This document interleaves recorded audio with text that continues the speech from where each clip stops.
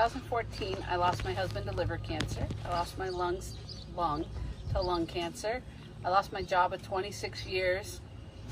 They moved to Canada, so it came to an end. And my grandbabies got taken away to Texas. And so after all of that, I decided to fulfill a bucket list I made when I was 13. One of those things on the bucket list was to work on a farm for a week. I met David and Jesse in a hayfield, and I volunteered to help hay. Never farmed a day in my life. And this was 6 years ago.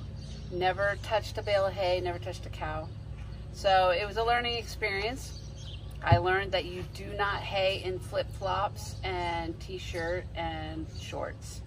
Not a good idea.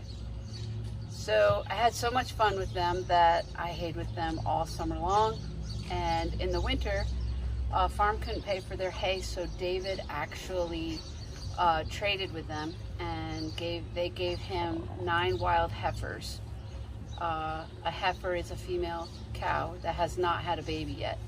So these 9 were wild, and they were being leased in this pasture here. So David took over the lease on this pasture and paid me a couple $100 a week to come over twice a day and feed these 9 wild heifers with a tractor all winter long. I couldn't just come and feed them and walk away. So I had a bucket that I would sit on up in the field, up in the pasture. Sometimes it'd be rain, sleet, snow. I'd sit there sometimes an hour to 3 hours. I made them all my friends. I named them all. I fell in love with them. They fell in love with me. It was a good bonding experience.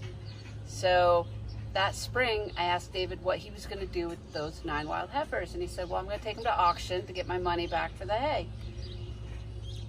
I cried. I couldn't imagine my life without these 9 wild heifers in my life. He felt sorry for me, which he regrets now. He felt sorry for me and said, farmers don't have cows as pets. And that's a lie, because every cow on this farm is my pet. And so he said they have to do something to give back so we can keep them. So we both agreed we like cheese. So we decided to make cheese to save 9 wild heifers. So, and we sell raw milk. And then we decided that one day I was in milking a cow, and my grandson at the time was 5 years old, and he was watching me milk a cow, and he was looking at me like I had 4 heads. He said, Grandma, what are you doing?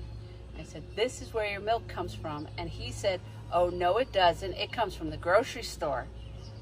That's when I decided to do the petting farm, because I want to educate and entertain the community as to where your food comes from, where your milk comes from, your eggs, your meat, your cheese.